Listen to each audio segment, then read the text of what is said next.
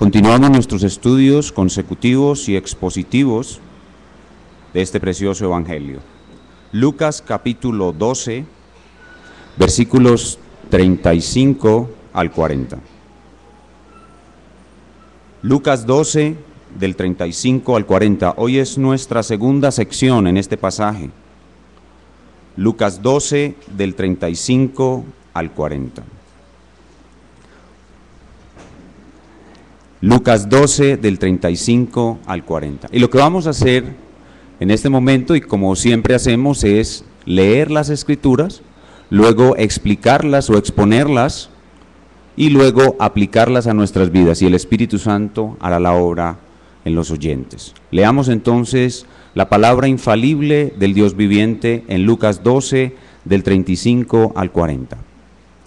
Estén ceñidos vuestros lomos y vuestras lámparas encendidas, y vosotros sed semejantes a hombres que aguardan a que su Señor regrese de las bodas, para que cuando llegue y llame le abran enseguida.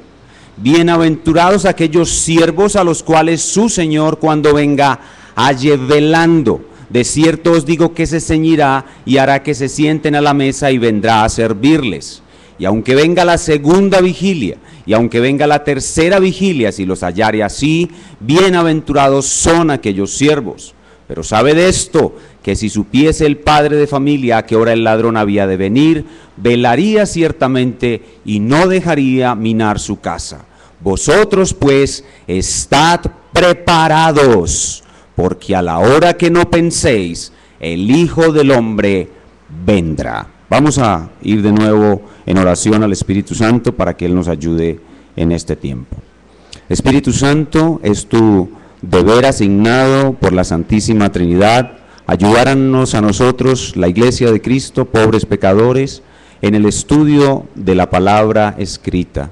Hoy te necesitamos y te pedimos que obres poderosamente maravillas en la lectura, exposición y aplicación de este texto. Nos encomendamos en tus manos, reconociendo nuestra debilidad, en el nombre del Señor Jesucristo. Amén. La semana pasada comenzamos a estudiar este texto y pudimos ver que este texto es un texto muy importante. ¿Por qué es un texto muy importante? Porque trata del asunto que puede ser considerado el asunto más importante en la vida de todo creyente, que es la segunda venida de Cristo. Sí, la semana pasada pudimos ver cuán importante es para la vida del creyente su segunda venida. Y este texto nos introduce en el Evangelio de Lucas al tema de su segunda venida. Y vemos que claramente este pasaje enseña tres cosas acerca de su segunda venida, de la segunda venida de Cristo. En primer lugar, enseña su seguridad, es decir, que la segunda venida de Cristo es algo totalmente seguro. Entre los versículos 36 al 40 se nos muestra que la segunda venida de Cristo es algo totalmente seguro. En segundo lugar, vimos que este texto enseña su impredecibilidad. Niños, ¿ustedes recuerdan que es una cosa impredecible? Algo de lo cual no se puede decir cuándo sucederá. La segunda venida de Cristo es algo totalmente impredecible. Y eso la semana pasada lo mencionamos, versículos 38 al 40. Y en tercer lugar, y lo que veremos en el día de hoy, vemos que este pasaje nos enseña que para la segunda venida debemos estar bien preparados. Entonces hoy veremos el tercer punto de nuestro bosquejo, que es la preparación adecuada para su segunda venida. Pero antes de entrar en nuestro tema, que es el tercer punto del bosquejo, por amor a los hermanos que no estuvieron aquí la semana pasada y a nuestros amigos que nos visitan, vamos a hacer un breve repaso de los dos primeros puntos que vimos la semana anterior. En primer lugar, el pasaje habla de que la segunda venida de Cristo es un hecho totalmente seguro. Basta una leída del pasaje para percibir que la segunda venida de Cristo es totalmente segura. Vea conmigo otra vez una sencilla lectura del pasaje y observe los énfasis que hago mientras leo el texto, y usted verá sencillamente que este pasaje nos da seguridad de que Cristo volverá. Dice el 35, estén ceñidos vuestros lomos y vuestras lámparas encendidas, y vosotros sed semejantes a hombres que aguardan a que su señor regrese de las bodas, para que cuando llegue y llame le abran enseguida. Bienaventurados aquellos siervos a los cuales su señor, cuando venga, halle velando. De cierto os digo que se ceñirá y hará que se sienten a la mesa y vendrá a servirles. Y aunque venga a la segunda vigilia, y aunque venga a la tercera vigilia, si los hallare así, bienaventurados son aquellos siervos. Pero sabe de esto, que si supiese el padre de familia a qué hora el ladrón había de venir, y recuerden que la Escritura dice que Cristo vendrá como ladrón, velaría ciertamente y no dejaría minar su casa. Vosotros pues también estad preparados, porque a la hora que no penséis, noten esto, es absoluta seguridad, el Hijo del Hombre vendrá. Entonces, este pasaje muestra con mucha sencillez que la segunda venida de Cristo es algo totalmente seguro. Decíamos la semana pasada que es algo totalmente seguro porque fue planeada por Dios desde antes de la fundación del mundo en su plan eterno, en su decreto eterno. Y dijimos que hay 4 eventos claves que se puede decir son los eventos más importantes en todo el plan de Dios.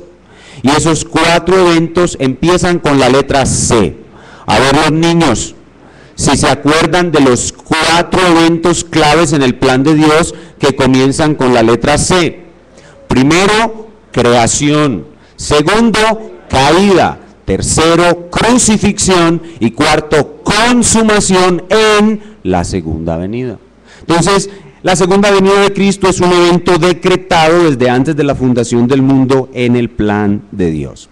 Pero para reforzar esa seguridad de que el Hijo del Hombre vendrá por segunda vez, la semana pasada vimos algo de lo que la Biblia enseña que sucederá cuando el Señor Jesucristo regrese por segunda vez.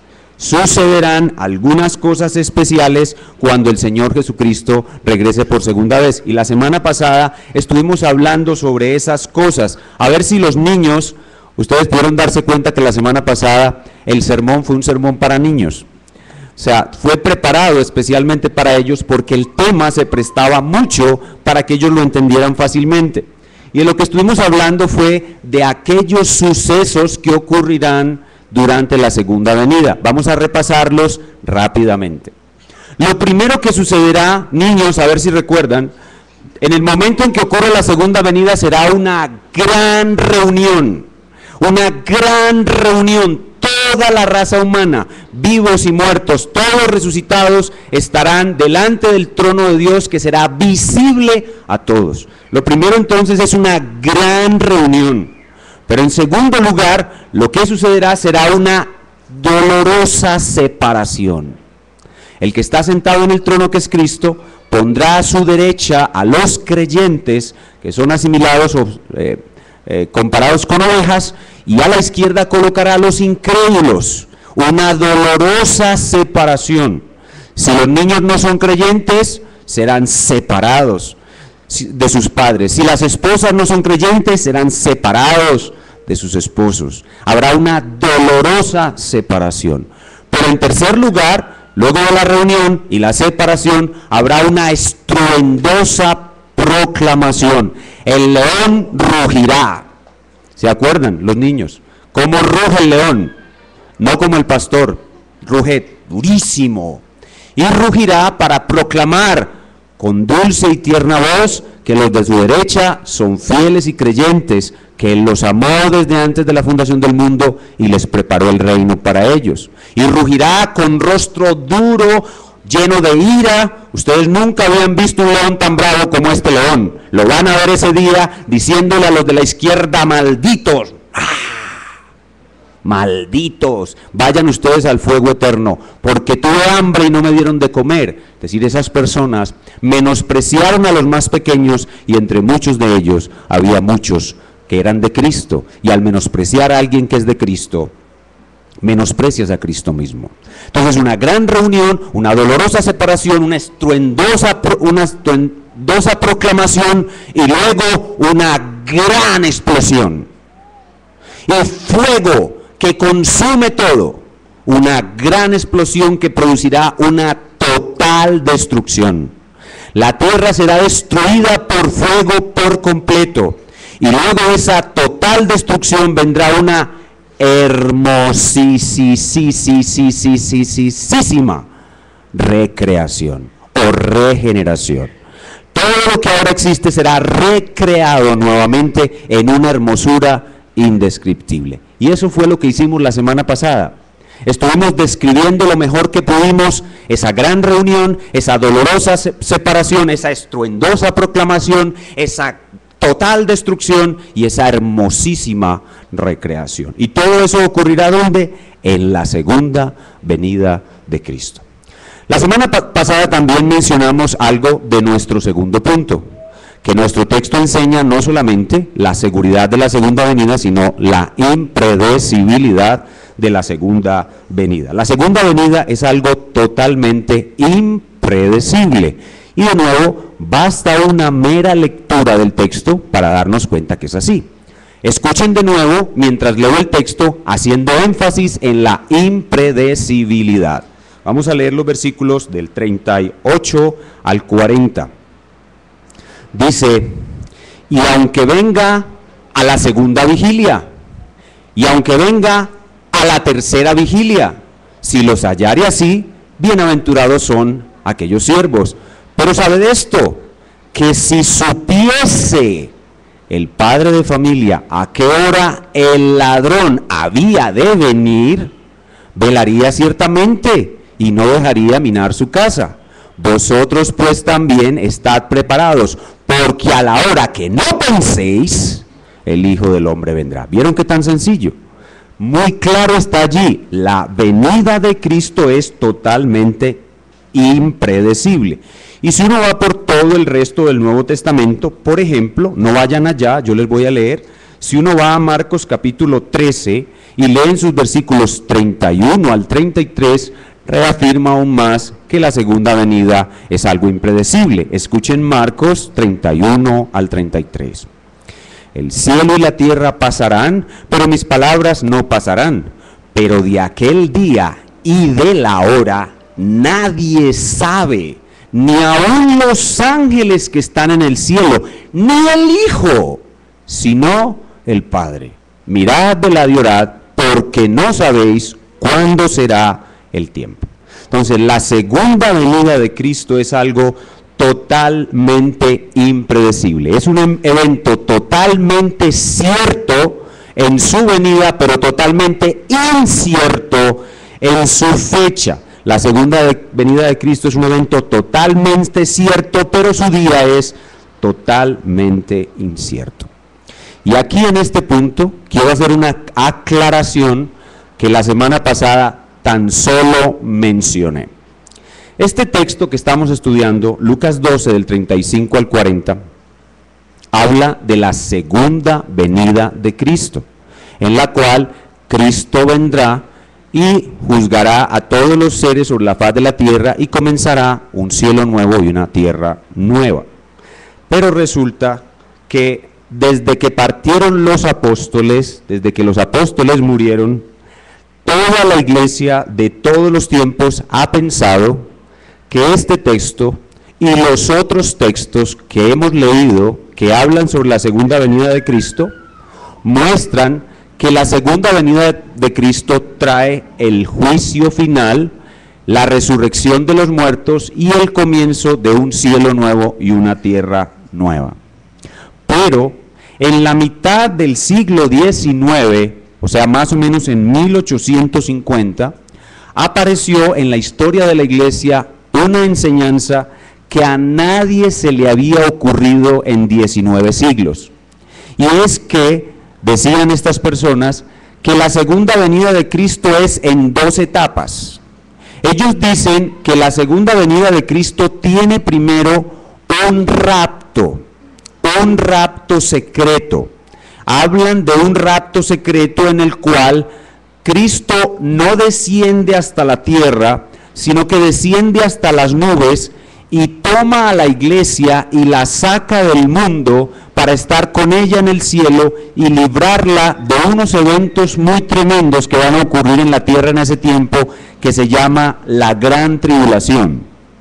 Repito, En 1850 aparece una idea que a nadie se le había ocurrido en 19 siglos, y es que la segunda venida de Cristo tiene dos etapas.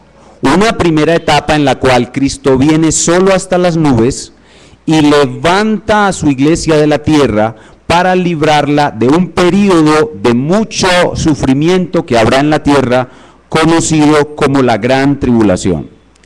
Esta forma de pensar se conoce con el nombre de dispensacionalismo. Cuando nuestros hermanos dispensacionalistas estudian nuestro pasaje, Lucas 12, del 35 al 40, dicen que este pasaje no está hablando de la segunda venida que produce la resurrección, el juicio final, la destrucción de todo, y cielo nuevo y tierra nueva, sino que ellos dicen que este pasaje que nosotros estamos estudiando es el rapto. Ellos dicen que este pasaje es el rapto, es decir, que Cristo no viene a iniciar todos estos eventos, sino a tomar su iglesia para llevarla al cielo y librarla de un periodo de gran tribulación. A partir de 1850, estas enseñanzas se popularizaron mucho. Pasó el siglo XIX, vino el siglo XX y con él el desarrollo del cine. Y se hicieron unas películas. Hollywood produjo unas películas acerca del rapto. Y esta enseñanza acerca del rapto se ha difundido tanto, y es tan creída, tan abrazada, tan fuertemente abrazada en las iglesias de nuestros días, que si uno le dice a un hermano que es dispensacionalista, yo no creo en un rapto secreto antes de la gran tribulación, a usted le dicen, usted pertenece a una secta, sálgase de allí. Lo que esos hermanos no saben es que nadie, absolutamente nadie, hasta 1850 creyó en un rapto antes de la gran tribulación. Eso es una idea completamente novedosa que se introdujo en la iglesia en 1850 aproximadamente. Entonces, antes de terminar mi pasaje, de exponer mi pasaje, yo debo aclarar de qué estamos hablando aquí, debido a los errores que se han infiltrado en la iglesia. Aquí no estamos hablando de un rapto secreto, sino de la segunda venida de Cristo, donde Él viene, donde se produce la resurrección de los muertos, donde hay un fuego que destruye todo y donde inicia cielo nuevo y tierra nueva. Y a nuestros hermanos dispensacionalistas les enseñan que existe ese rapto en versículos como el que leímos en el texto, en el culto de hoy. Y entonces, para dejar eso bien claro, de que no existe tal rapto, de que la Biblia no enseña tal rapto, sino que siempre que se habla de que Cristo vendrá como ladrón en la noche, que siempre se habla de la segunda venida de Cristo, se habla de una sola, única y absoluta segunda venida de Cristo. Entonces vamos a mirar el pasaje que incluso a muchos de nosotros nos enseñaron. Es el pasaje clásico que supuestamente enseña un rapto antes de la gran tribulación. Vayamos a 1 Tesalonicenses capítulo 4, 1 Tesalonicenses capítulo 4, versículos 13 al 17, que fue el pasaje que leímos en el culto principal, en la adoración del día de hoy. 1 Tesalonicenses 4, del 13 al 17. Escuchen bien. Tampoco queremos, hermanos, que ignoréis acerca de los que duermen, para que no os entristezcáis como los otros que no tienen esperanza. Porque si creemos que Jesús murió y resucitó, así también traerá Dios con Jesús a los que durmieron en él. Por lo cual os decimos esto en palabra del Señor, que nosotros que vivimos, que habremos quedado, noten bien, hasta la venida del Señor. Aquí se está hablando de la venida del Señor. No precederemos a los que durmieron, porque el Señor mismo, con voz de mando, con voz de arcángel y con trompeta de Dios. Noten que esto no es ningún rapto secreto. Aquí hay mucha bulla, hay voz de mando, hay voz de arcángel, hay trompeta de Dios. El mismo Señor descenderá del cielo, y en ese momento los muertos, todos los muertos en Cristo resucitarán primero. Luego nosotros los que vivimos, los que hayamos quedado, y aquí es donde vienen nuestros hermanos y nos dicen, este es el rapto secreto de la iglesia, seremos arrebatados juntamente con ellos en las nubes para recibir al Señor en el aire, y así estaremos siempre con el Señor. Por tanto, alentados los unos a los otros con estas palabras. El simple hecho de que este pasaje menciona un arrebatamiento, se saca del contexto la palabra arrebatamiento y se dice que esto no es la segunda venida del Señor, sino que es un rapto secreto que va a venir Cristo a raptar, a levantar la iglesia para librarla de la gran tribulación. Aquí no se está hablando de ningún rapto secreto, aquí se está hablando de la segunda venida del Señor. Sí ocurrirá un rapto, pero el rapto será uno de los eventos dentro de la venida del Señor. Así que el Señor vendrá, Él descenderá del cielo, o sea, se levantará de su trono, el cielo y el trono descienden con Él.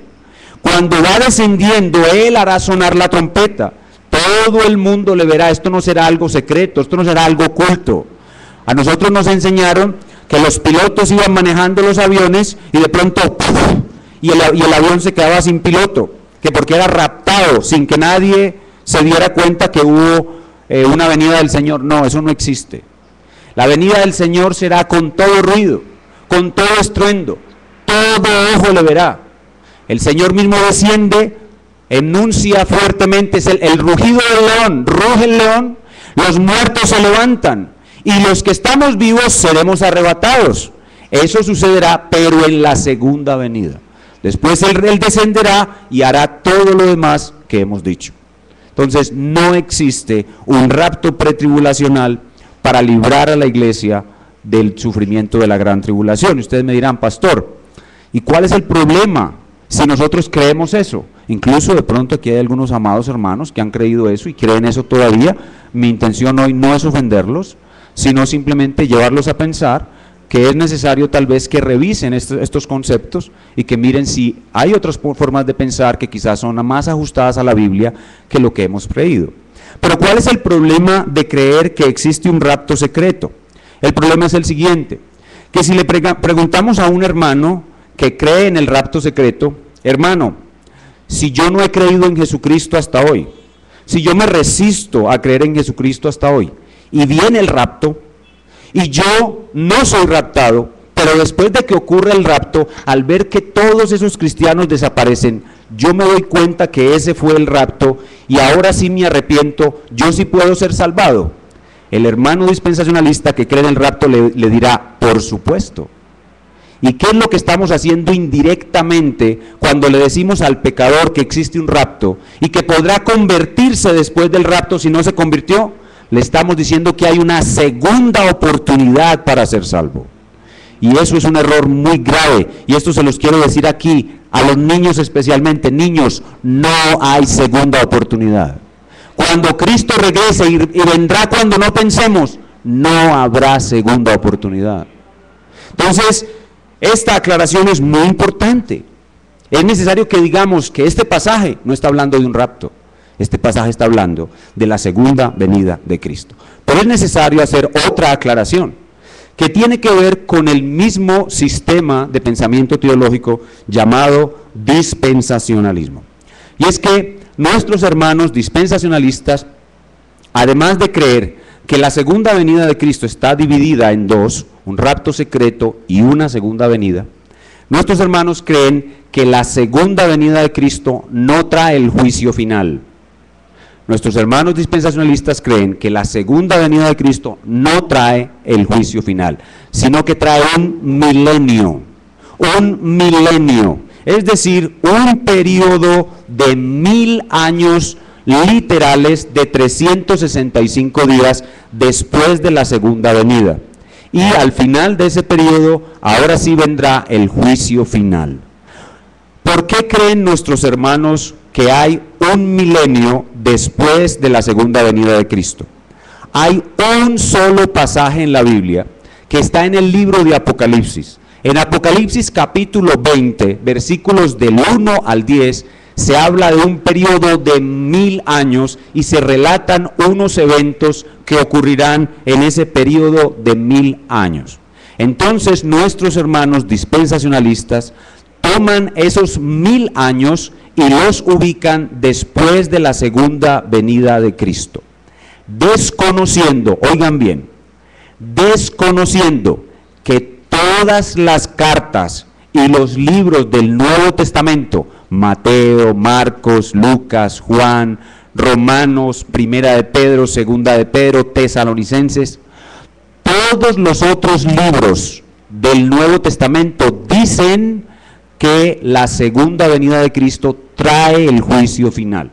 Entonces nuestros hermanos dispensacionalistas toman el pasaje de Apocalipsis 20 y construyen su imagen de la segunda venida centrados en Apocalipsis 20 y desconociendo todo el resto de la información que nos da el Nuevo Testamento sobre la segunda venida. Además de eso, el libro de Apocalipsis, que es un libro altamente simbólico, el libro de Apocalipsis está lleno de bestias, de cuernos, de truenos, de espadas, de plagas, de copas, de trompetas. Es un libro muy simbólico. Entonces toman lo simbólico por literal. Cuando ellos desconocen el resto del Nuevo Testamento y toman el libro de Apocalipsis como algo literal y ubican un milenio después de la segunda venida de Cristo, entonces cometen un error de interpretación. La mayoría, oigan bien, la mayoría de la iglesia de Cristo desde tiempos tempranos no ha creído en un milenio. Oigan bien, la mayoría de la iglesia cristiana no ha creído en un milenio. La mayoría de la iglesia cristiana toma el pasaje de Apocalipsis 20 y entendiendo que el libro de Apocalipsis no es un libro de interpretación cronológica, sino que el libro de Apocalipsis es un sistema de recapitulaciones donde se presenta una y otra vez durante 7 veces desde la primera venida hasta la segunda venida. La gran mayoría hemos creído que el milenio del cual se habla en Apocalipsis 20 es un periodo no literal, sino simbólico. Son 1000 años, eso significa que es un periodo largo, no de 1000 años. Y esos 1000 años o periodo largo no está después de la segunda venida, sino entre la primera venida y la segunda venida. Y podemos probar por el Nuevo Testamento que los hechos que se relatan en Apocalipsis 20, del 1 al 10, se cumplen todos entre la primera venida y la segunda venida. Entonces, aclaro que este pasaje no es un pasaje que habla del rapto secreto de la iglesia, ni tampoco es un pasaje que habla que después de la segunda venida hay un milenio. De hecho, cuando usted ve el mismo pasaje, se da cuenta de que allí se habla de que la segunda venida es el final de todo. Habiendo hechas esas dos aclaraciones, ahora vamos a pasar al tercer punto de nuestro pasaje. Ya hemos visto con respecto a la segunda venida que es algo totalmente seguro y hemos visto que es algo totalmente impredecible. Ahora veamos que esa segunda venida, siendo así segura e impredecible, exige de nosotros una adecuada preparación. Y vamos a leer de nuevo nuestro pasaje, los versículos 35 al 40, haciendo énfasis en la preparación. Ya lo leímos haciendo énfasis en la seguridad, también lo leímos haciendo énfasis en la impredecibilidad. Ahora vamos a leerlo haciendo énfasis en la preparación. Escuchen bien. Estén ceñidos vuestros lomos y vuestras lámparas encendidas. Y vosotros sed semejantes a hombres que aguardan a que su Señor regrese de las bodas, para que cuando llegue y llame, le abran enseguida. Bienaventurados aquellos siervos a los cuales su Señor, cuando venga, halle velando.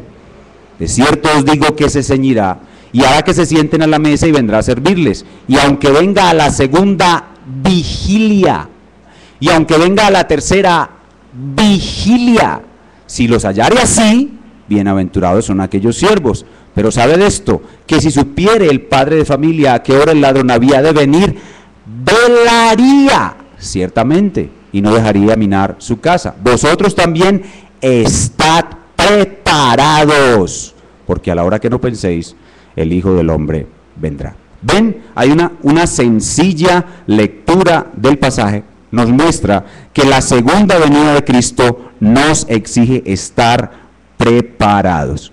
¿Y cuál es la palabra clave que está en el pasaje? Que nos muestra cuál debe ser la preparación adecuada. ¿Pudieron percibir la palabra? Los niños tal vez, ¿pudieron percibir la palabra?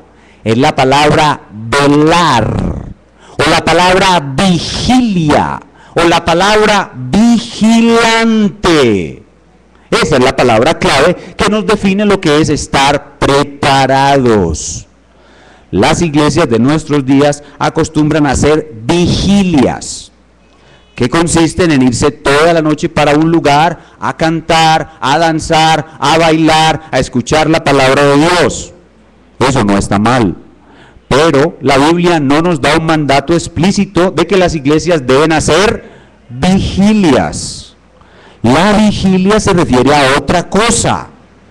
Es lo que está diciéndonos nuestro texto. La vigilia no es quedarse dormido toda la noche, cantando, bailando, danzando y escuchando la palabra de Dios. Esa no es la vigilia que el Señor ordena. Él ordena vigilar en otro sentido. Escuchen Mateo 26:41. ¿Qué dice Mateo 26:41? Dice, velad y orad para que no entréis en tentación. El espíritu a la verdad está dispuesto, pero la carne es débil. ¿Y qué dice Proverbios 4:23? Que habla sobre el mismo asunto. Sobre toda cosa guardada, guarda tu corazón. Vigila a tu corazón. Sobre toda cosa que le prestas atención, vigila más que cualquier cosa tu corazón. Entonces no se trata de estar despiertos de noche, cantando, bailando y danzando, sino de vigilar que mi corazón. Y para explicarnos eso, nuestro pasaje usa cuatro metáforas. ¿Qué es una metáfora? A ver, los niños, ¿qué es una metáfora? Una metáfora es algo que se parece a lo que yo tengo que hacer.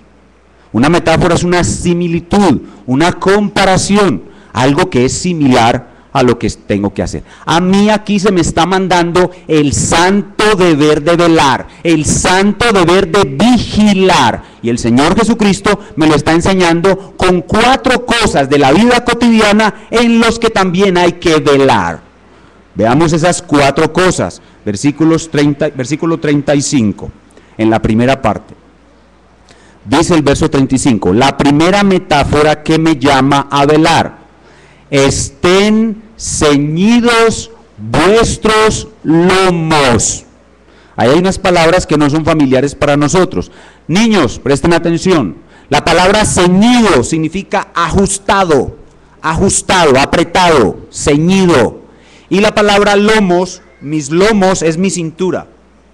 Resulta, niños, presten atención, que la gente de aquel tiempo se vestía con unas faldas, con unos batones, con unos blusones, que les cubrían todo muy bien. Esa gente de esa época se cubría muy bien su cuerpo. Hoy no es un sermón sobre el vestido, pero ya ustedes saben qué es lo que quiero decir y no voy a decir. Pero ya saben qué quise decir. En ese tiempo se vestían muy bien y se tapaban muy bien, se cubrían aquí arriba muy bien. Y no voy a decir lo que tengo que decir, pero ustedes saben lo que quiero decir. Se cubrían aquí arriba muy bien y usaban unos batones grandes. Entonces cuando ellos tenían que trabajar o salir corriendo, porque había una cosa urgente, todo ese poco de ropa, todas esas faldas y esos no los dejaban correr. Entonces, ¿qué hacían ellos? Cogían un cinturón grande y se lo apretaban aquí, se amarraban muy bien. Eso es lo que nos están diciendo aquí. Que nosotros debemos estar listos, velando, atentos, y toda nuestra indumentaria y toda nuestra vida debe estar preparada. ¿Pero preparada para qué? ¿Para trabajar o para salir corriendo? No, preparada para vigilar nuestra alma, que allí no se levante pecado, que allí no entre pecado. Esa es la primera analogía, la primera metáfora. La segunda está ahí mismo en el verso 35. Dice, y vuestras lámparas encendidas. Y vuestras lámparas encendidas. Miren, en el mundo antiguo no había bombillas. La oscuridad de la noche se experimentaba muy fuerte. Los judíos tenían mucho miedo de la oscuridad. Entonces se usaban lámparas de aceite. Entonces las lámparas en la noche deberían estar encendidas porque yo no sabría por dónde puedo caminar si mi lámpara no está encendida.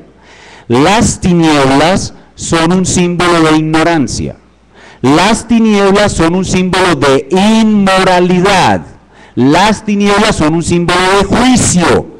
La luz es un símbolo de conocimiento. La luz es un símbolo de moralidad, justicia y santidad. La luz es un símbolo de salvación. Entonces, cuando el Señor nos dice que nuestras lámparas estén encendidas, nos estén diciendo, ustedes no están en la ignorancia del mandato de Dios. Ustedes no están puestos para el juicio de Dios. Ustedes no están en la inmoralidad del mundo.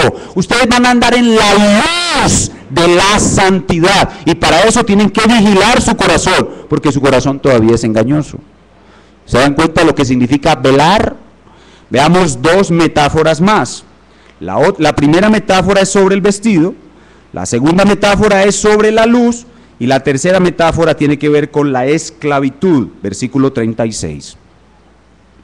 Y vosotros sed semejantes a hombres que aguardan a que su Señor regrese. ¿Quiénes son los hombres que tienen un Señor? Los esclavos. Entonces aquí se nos está hablando de unos esclavos que tienen que aguardar a que su Señor regrese. ¿De dónde? De bodas, de una fiesta, de un matrimonio. Aguardan a que su Señor regrese para que cuando llegue y llame, le abran enseguida. La tercera metáfora tiene que ver con los esclavos. Los amos salían a una fiesta de bodas. Oigan bien, los matrimonios de aquel entonces podían durar hasta 7 días. Y esos esclavos no sabían cuántos días se iba a tardar su amo. ¿Qué es lo que tenían que hacer ellos?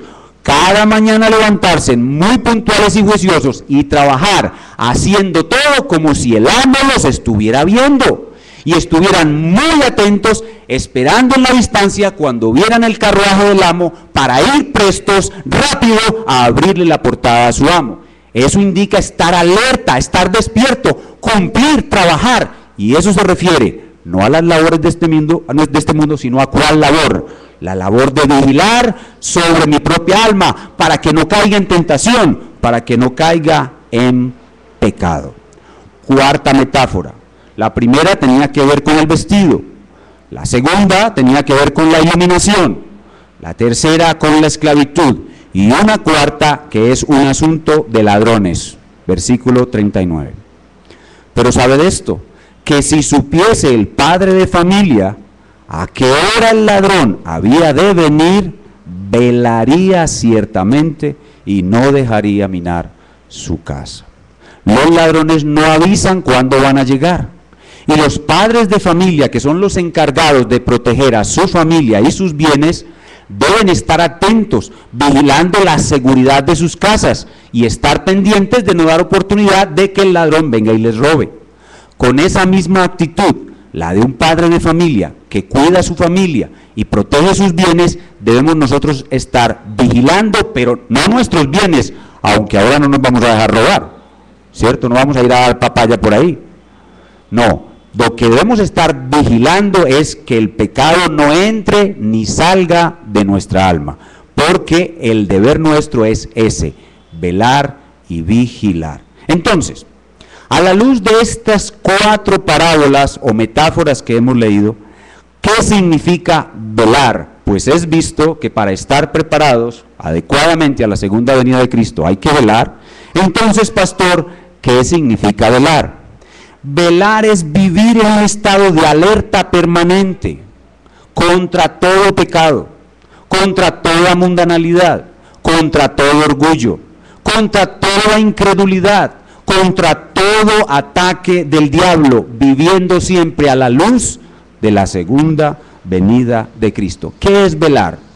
Velar es un estado permanente de alerta moral. Es una alerta moral.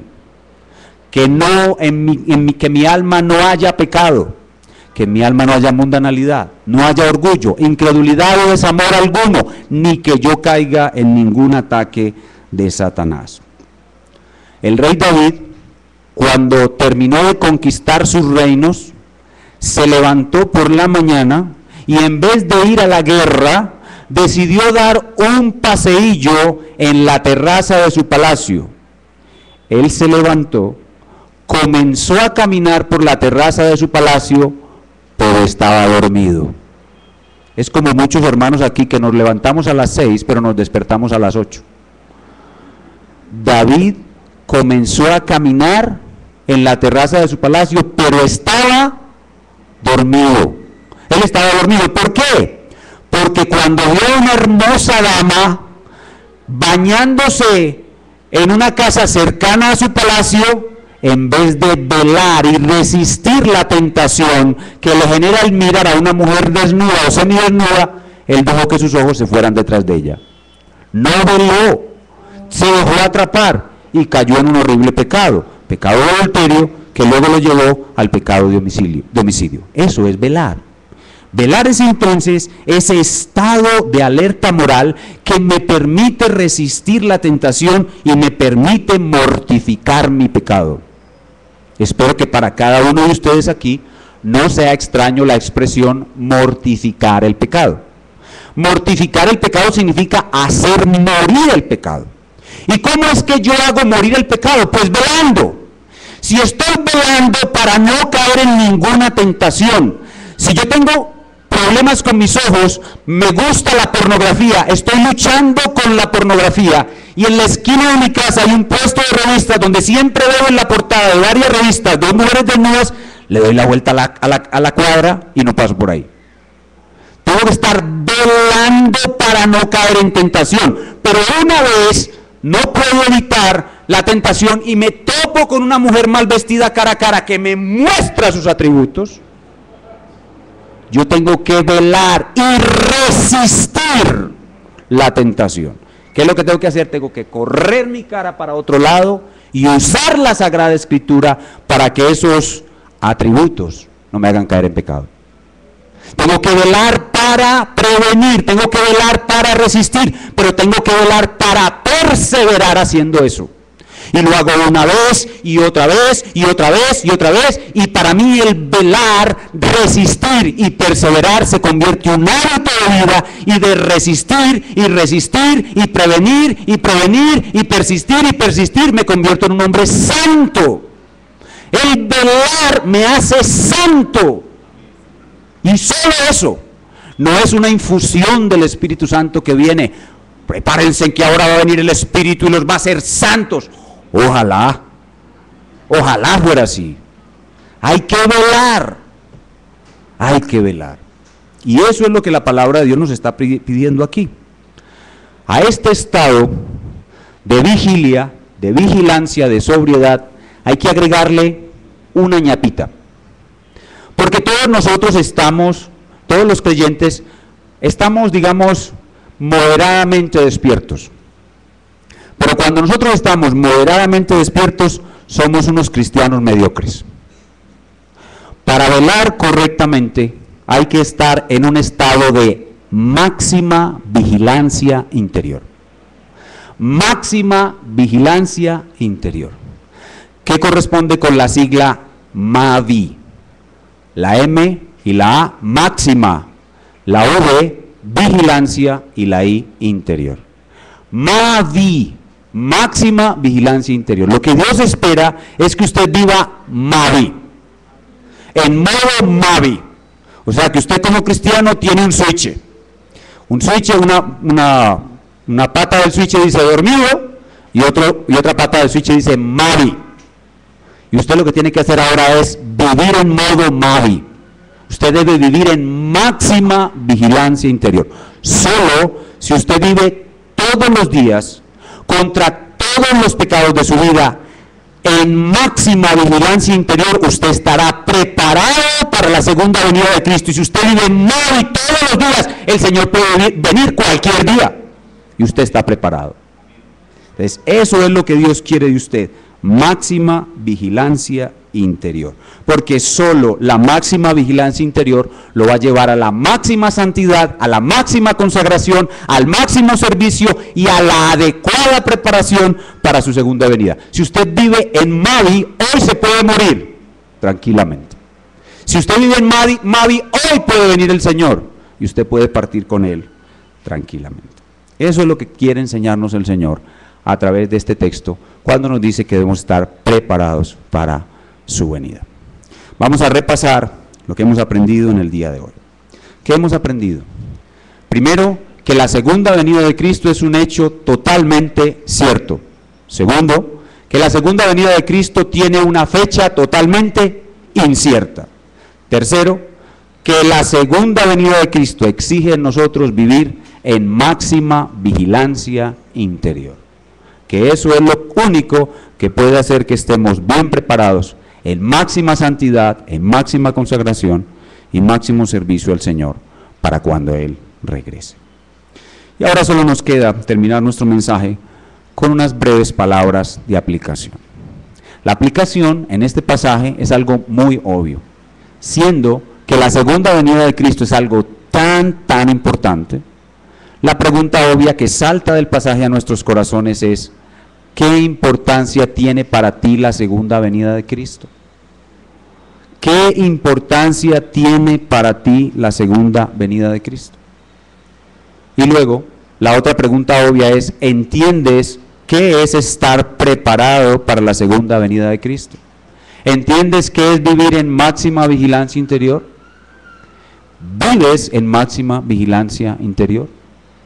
Este pasaje que nos habla de la segunda venida de Cristo nos ayuda a autoexaminarnos de cómo estamos viviendo a la luz de esa segunda venida de Cristo. Ahora quiero decir algo especial para los creyentes. Hermanos, si nosotros vivimos en modo Mavi de máxima vigilancia interior, dejaremos de ser creyentes mediocres. Llegaremos al máximo nivel de nuestra santidad, al máximo nivel de nuestra consagración, de nuestro servicio al Señor. Así que decídete ahora y comienza a vivir en máxima vigilancia interior. Recuerden que la santidad es la felicidad, y mucha mayor será la felicidad cuando, después de que Cristo reine y venga por segunda vez, comience a darte sus galardones por haber velado y orado adecuadamente, que eso es algo que nuestro texto también menciona. ¿Qué sucederá con aquellos creyentes que viven en máxima vigilancia interior? Ellos van a recibir extraordinarios galardones. Versículo 37. Bienaventurados aquellos siervos a los cuales, cuando su Señor venga, halle Mavi. De cierto os digo que se ceñirá Él y hará que se sienten a la mesa, y vendrá Él a servirles. Y aunque venga la segunda vigilia, y aunque venga la tercera vigilia, si los hallare así, bienaventurados son aquellos siervos. Aquel hermano que realmente se esfuerza por vivir en máxima vigilancia interior, tendrá una gloriosa recompensa en el día de la segunda venida de Cristo. Hermanos, que eso nos motive aún más a vigilar contra el pecado, contra el mundo, Satanás, el orgullo, el desamor, toda tentación, a resistir, a prevenir, resistir, persistir, hasta hacernos santos. Eso es para nosotros, los creyentes. Ahora, para los niños. Los niños, ustedes ya conocen mucho de Cristo. Niños, ustedes saben de su primera venida. ¿Saben qué implicación tiene que Cristo vino por primera vez como Cordero? Que vino a morir por tu pecado, si es que crees en Él y te arrepientes. Ya también sabes de su segunda venida, que vendrá como león para juzgar a todos los que no quisieron recibirle como Cordero. Y sabes también que tú debes vigilar para que el pecado no tome control sobre tu vida. Niños, ustedes saben cómo demuestran a sus papás que realmente se han arrepentido y creído en Jesús, cuando ustedes se preocupan por sus pecados. Cuando cometas un pecado, pídele perdón a Dios y ve y cuéntaselo a su papá, a tu papá. Cuéntale a tu papá que has pecado. Y eso mostrará que realmente estás vigilando, aunque seas un niño, debes vigilar contra tu pecado. Y lo mejor que puedes hacer es inmediatamente cometes tu pecado, le pides perdón al Señor. Recuerdas que en la cruz hay perdón y se lo cuentas a tu papá, para que tu papá sepa que realmente tú también estás velando. Los niños confiesen sus pecados a sus padres. Esa es la manera como ustedes demuestran que realmente vigilan para la segunda venida de Cristo. Repito, niños, confiesen sus pecados a sus padres. Y ahorita que lleguemos a la casa, en la tarde, espero que haya muchas confesiones. Los niños, acérquense a sus papás, confiesen sus pecados. Eso indica que están preocupados por sus pecados, que están vigilantes contra el pecado. Confiesen sus pecados a sus papás. Pastores, que mi papá me va a pegar. Bueno, asunto allá de ustedes. Eso se lo merecen por desobedientes. Y cuando tu papá te castiga con amor para que no vuelvas a pecar. Es mejor que mi papá me castigue y yo vaya al cielo, al reino eterno con Cristo, que yo voy aquí como un pecador hipócrita e irme con los demás niños impíos al infierno. Confiesen sus pecados a sus padres, niños, y demuestren que velan buscando estar con Cristo en su segunda venida. Y a nuestros amigos que están aquí, que nos visitan hoy por primera vez, amigos, nuestros amigos, ustedes saben, han escuchado ya que Cristo vendrá por segunda vez y que Él no tendrá nada que ver con los que hoy no aborrecen sus pecados, no vigilan contra su pecado, no mortifican su pecado. Si tú vives ahora para mortificar tu pecado, es porque conoces a Cristo. Si a ti no te interesa tu pecado, no lo conoces.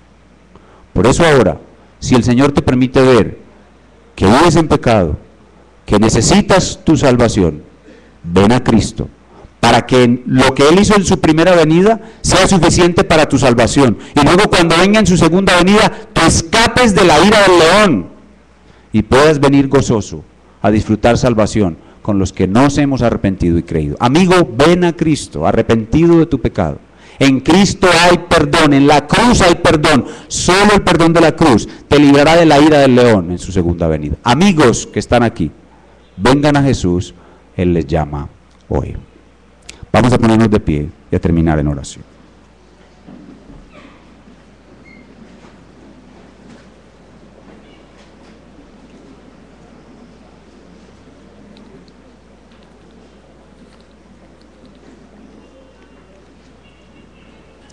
Señor, gracias por este texto tan claro.